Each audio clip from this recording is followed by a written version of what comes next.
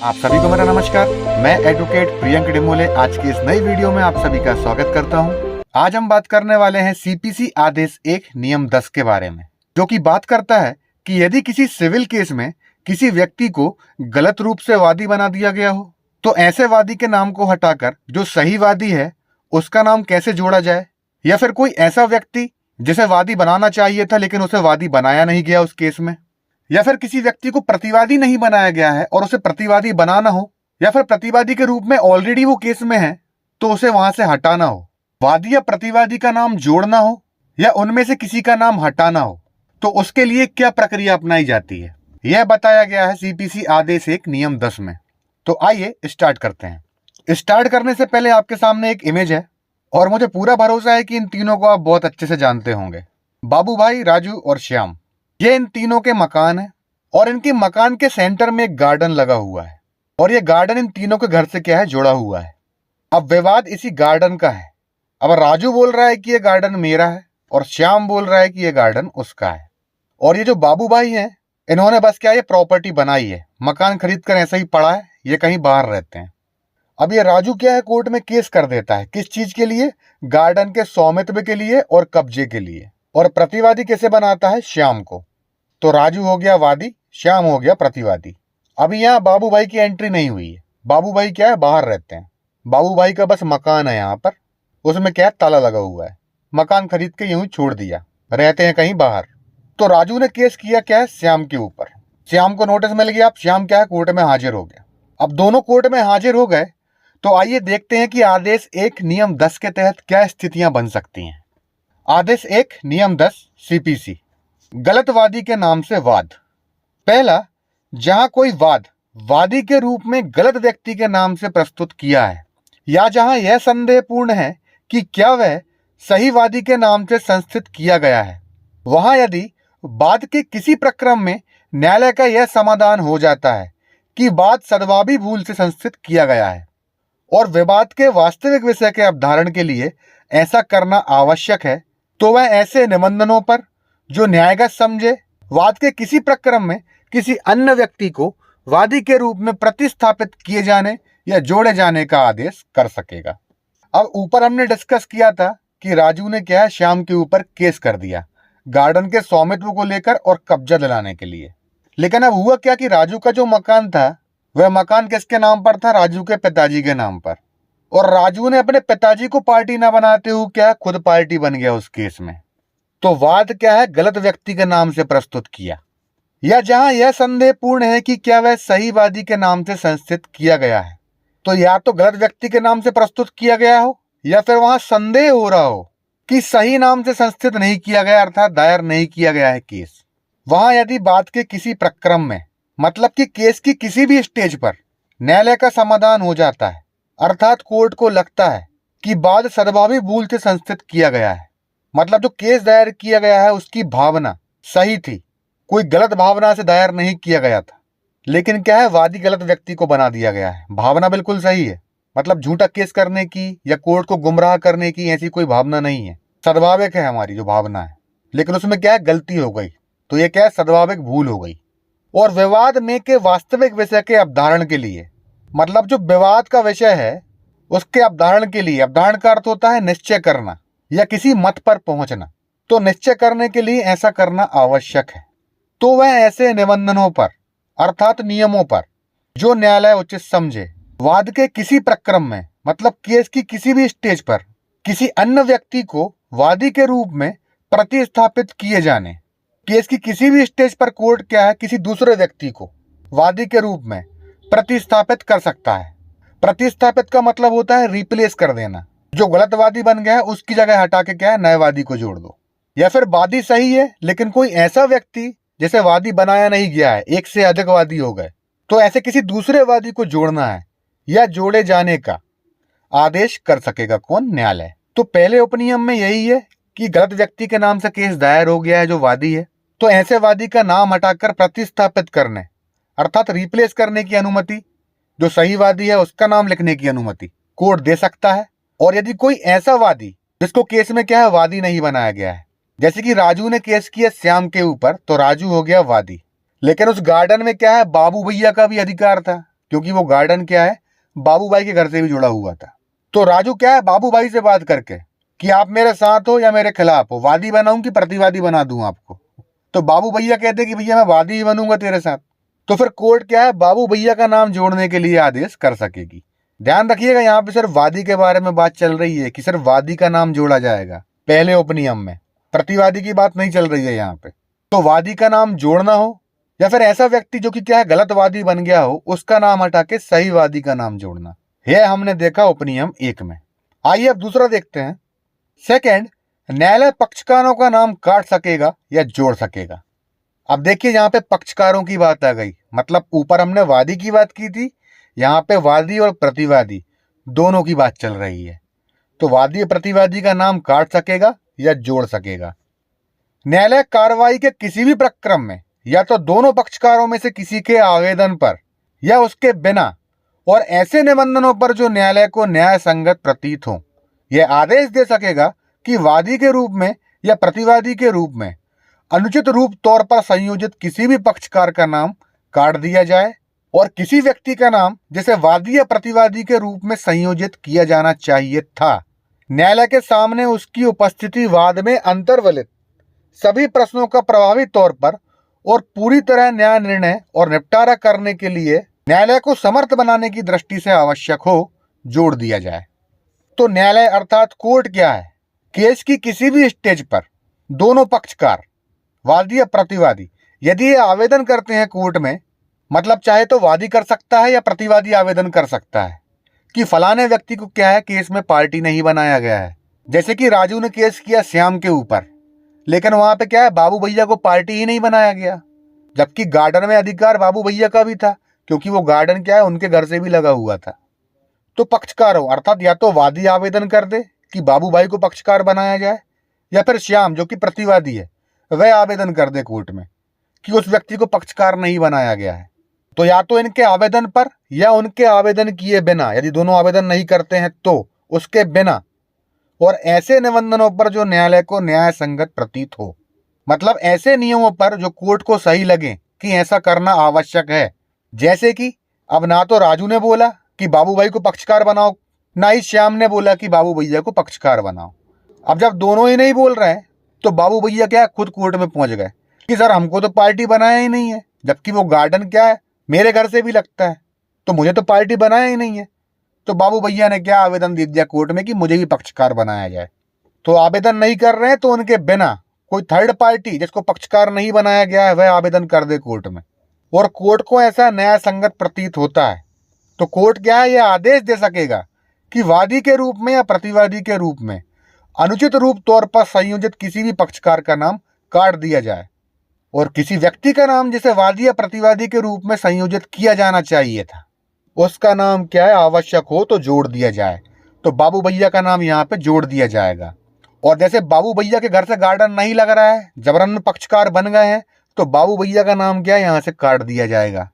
Third, कोई भी व्यक्ति वाद मित्र के बिना वाद लाने वाले वादी के रूप में अथवा उस वादी के जो किसी निर्योग्यता के अधीन है वाद मित्र के रूप में उसकी सहमति के बिना नहीं जोड़ा जाएगा। यदि आप बोल्ड लेटर्स को पढ़ें तो आप समझ जाएंगे कि कोई भी व्यक्ति वाद मित्र के रूप में उसकी सहमति के बिना नहीं जोड़ा जाएगा। समझने के लिए फिर से उसी इमेज पर चलते हैं। राजू ने केस किया श्याम के ऊपर, गार्डन का विवाद। अब राजू को क्या है बाबू भाई को और जोड़ना है वादी के रूप में कि बाबू भैया को और केस में जोड़ा जाए वादी के रूप में। अब पता चला कि बाबू भैया क्या है 18 साल से कम के हैं, नाबालिग। तो जो भी नाबालिग है अर्थात माइनर है, कोर्ट की कार्रवाइयों में डायरेक्ट भाग नहीं ले सकता, उसे क्या है वाद मित्र की आवश्यकता पड़ती है। वाद मित्र कौन हो गया, माता पिता, कोई भाई या कोई पहचान का। तो ऐसे नाबालिग की ओर से यह वाद मित्र क्या है कोर्ट की कार्रवाइयों में हिस्सा लेता है।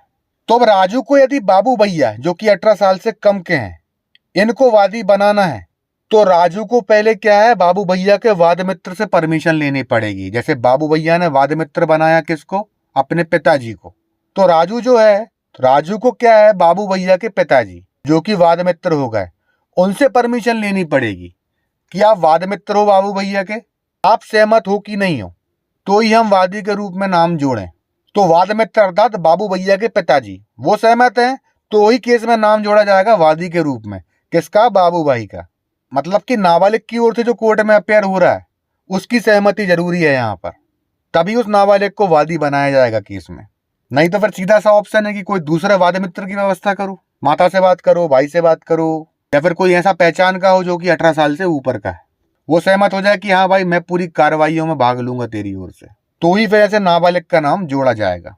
तो नाबालिग भी होते हैं कुछ लोग मानसिक रोगी होते हैं जिनका दिमाग सही नहीं होता, भले ही वो बालिग ही क्यों ना हो, तो ऐसी स्थिति में भी क्या वाद मित्र की जरूरत पड़ती है। तो वाद मित्र जब सहमत हो तो ही ऐसे व्यक्ति का नाम क्या है वादी के रूप में जोड़ा जाएगा। फोर्थ, जहां प्रतिवादी जोड़ा जाए वहां वाद पत्र का संशोधित किया जाना। उपनियम 2 में हमने पढ़ा था कि वादी या प्रतिवादी के आवेदन पर किसी व्यक्ति को पक्षकार बनाया जाता है। तो मान लीजिए वहां पे किसी व्यक्ति को प्रतिवादी बना दिया गया है, तो फिर वहां पे क्या है वादी का अधिकार जागृत हो जाता है। किस चीज का? वाद पत्र में संशोधन करने का।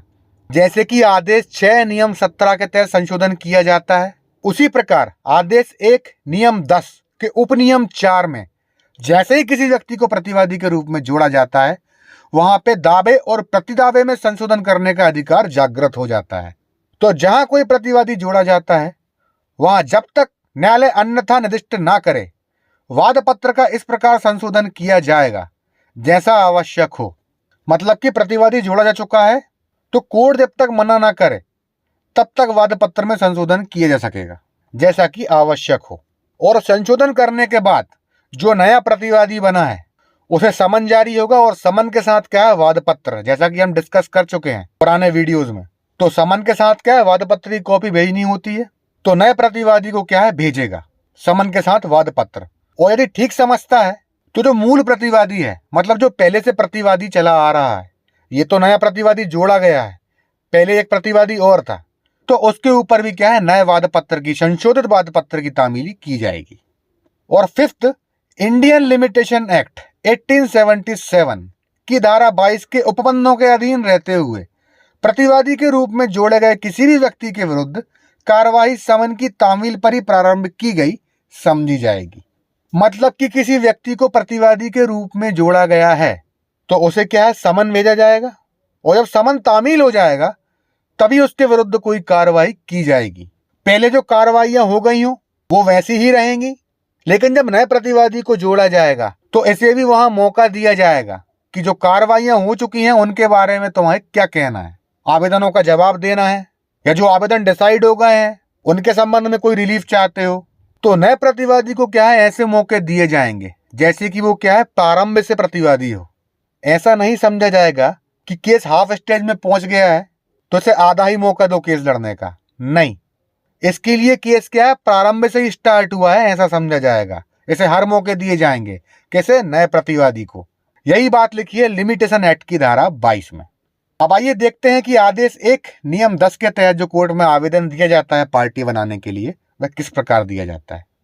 स्टार्टिंग में टाइटल आ गया हमारा, ये आ गया पार्टीज के नाम, केस नंबर, डेट जिस दिन आप आवेदन लगा रहे हैं और किस चीज का आवेदन दे रहे हैं।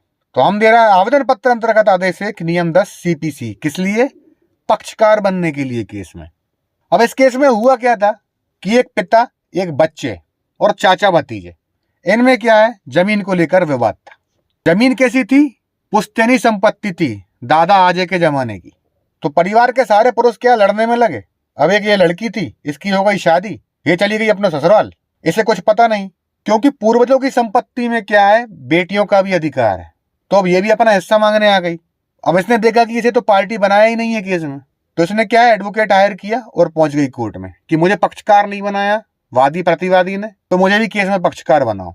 तो आवेदिका की ओर से निम्न निवेदन है यह कि मौजा रामपुर में स्थित भूमि खसरा नंबर 84/1, रकबा 1.545 हेक्टेयर, राजस्व अभिलेखों में मानसिंह आत्मज रणवीर सिंह के नाम दर्ज चली आ रही है, और भूमि खसरा नंबर 84/2, रकबा 4.725 हेक्टेयर, राजस्व अभिलेखों में आवेदिका के पिता रणवीर सिंह के नाम पर दर्ज चली आ रही है। मानसिंह आवेदिका का भाई है। अब केस किसके नाम चल रहा है? रणवीर सिंह वगैरह विरुद्ध मानसिंह वगैरह। वगैरह क्यों? क्योंकि एक से ज्यादा वादी है, इसी प्रकार एक से ज्यादा प्रतिवादी हैं, तो पूरा नाम लिख कर क्या है वगैरह लिख दिया जाता है। या आप नंबर भी डाल सकते हैं, जो पहला वादी है उसके साथ जितने भी वादी हो +2 +3 +4, इसी प्रकार प्रतिवादी लिख दिए जाते हैं। तो जो आवेदिका है इसके पिता कौन है? रणवीर सिंह, और ये मान सिंह गैस का भाई है। अब पुश्तैनी संपत्ति को लेकर विवाद चल रहा है। दूसरा यह कि आवेदिका को इस बात की जानकारी प्राप्त हुई है कि आवेदिका के पिता एवं भाई तथा आवेदिका के भतीजे के बीच उक्त भूमियों को लेकर व्यवहार प्रकरण चल रहा है। पहले पैरा में क्या है, विवादित भूमि के बारे में बता दिया और पक्षकारों के बारे में बता दिया, और दूसरे में यह बता दिया कि इस भूमि को लेकर क्या है, केस चल रहा है कोर्ट में। थर्ड यह कि उपरोक्त संपत्ति आवेदिका के पिता को आवेदिका के दादा सुजान सिंह से प्राप्त हुई है और उक्त जमीन में हिंदू उत्तराधिकार अधिनियम में हुए संशोधन के आधार पर आवेदिका का भी हक अधिकार है तथा उक्त प्रकरण में आवेदिका को पक्षकार नहीं बनाया गया है। थर्ड पैरा में यह बता दिया कि जिस भूमि के बारे में बताया गया है और जिसके ऊपर केस चल रहा है वह भूमि कहां से प्राप्त हुई है, पूर्वजों से, दादा परदादा से। और कानून क्या कहता है कि उसमें बेटियों का अर्थात आवेदिका का भी अधिकार है और आवेदिका को ही क्या है, पक्षकार नहीं बनाया गया है। और फोर्थ पैरा में यह बताएंगे कि साल भर से केस चल रहा है, आप कहाँ थे इतने टाइम से। तो फोर्थ पैरा में हम ये बताएंगे यह कि आवेदिका दिनांक 26/12/2022 को आवश्यक कार्य से ग्राम रामपुर अपने मायके आई थी। तब आवेदिका को अपने भतीजे यशवंत सिंह से उक्त प्रकरण की जानकारी प्राप्त हुई। मतलब आज 22 तारीख है, 26 को मुझे पता चला। दिसंबर में वैसे ही सिविल वैकेशन चल रहे थे, हफ्ता भर उसी में चला गया। तो फिर जानकारी मिलने के बाद अपने वकील साहब से बात की और जानकारी दिनांक से आवेदिका द्वारा माननीय न्यायालय के समक्ष यह आवेदन पत्र अविलंब प्रस्तुत है।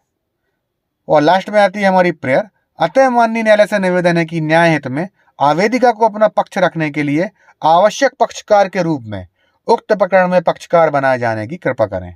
स्थान, दिनांक, द्वाराधिवक्ता, यहाँ पे आवेदिका के साइन। छोटा सा आवेदन बनता है इसका, क्योंकि आप प्रेयर का कर रहे हैं, पक्षकार बनने की कर रहे हैं। पक्षकार बनेंगे फिर तो आप केस में रिलीफ मांगेंगे, लेकिन यहाँ पे सिर्फ क्या है, पार्टी बनाने का निवेदन किया जा रहा है। ध्यान रखिएगा, आप यहाँ पे आवेदक हैं तो आप यहाँ पे आवेदक या आवेदिका ही लिखेंगे। ऊपर रहेगा वादी प्रतिवादी। जिस नाम से केस दर्ज हुआ है वो वैसा ही चलेगा, क्योंकि आप अभी उसमें पार्टी नहीं है, ना ही वादी है ना ही प्रतिवादी हैं, तो आप यहाँ पे आवेदक ही रहेंगे। हाँ, आपका आवेदन स्वीकार हो जाता है तो फिर आपका नाम यहाँ पे जुड़ जाएगा, प्रतिवादी क्रमांक 3, 4, 5, जो भी आपका नंबर मिले। इस प्रकार हमने देखा कि गलत वादी बन गया हो तो इसका नाम हटाकर सही वादी का नाम कैसे लिखें, या फिर प्रतिवादी का नाम गलत लिखा गया हो, या गलत व्यक्ति को प्रतिवादी बना दिया गया हो, या फिर केस में पक्षकार ही नहीं बनाया गया, तो ऐसी स्थिति में किस प्रकार आदेश 1 नियम 10 के तहत कोर्ट में आवेदन दिया जाता है और केस में पक्षकार बना जाता है। तो होप गाइस वीडियो आपको पसंद आया होगा। इसकी पीडीएफ चाहिए तो डिस्क्रिप्शन में टेलीग्राम चैनल की लिंक दे दी गई है, वहां जाके आप डाउनलोड कर सकते हैं। वीडियो पसंद आया हो तो चैनल को सब्सक्राइब कर लीजिए, बेल नोटिफिकेशन को ऑन कर लीजिए, जिससे हर वीडियो की अपडेट आपको मिलती रहे। मिलते हैं अगले वीडियो में। मैं एडवोकेट प्रियंक डेमोले आपसे विदा लेता हूं। Thank you so much.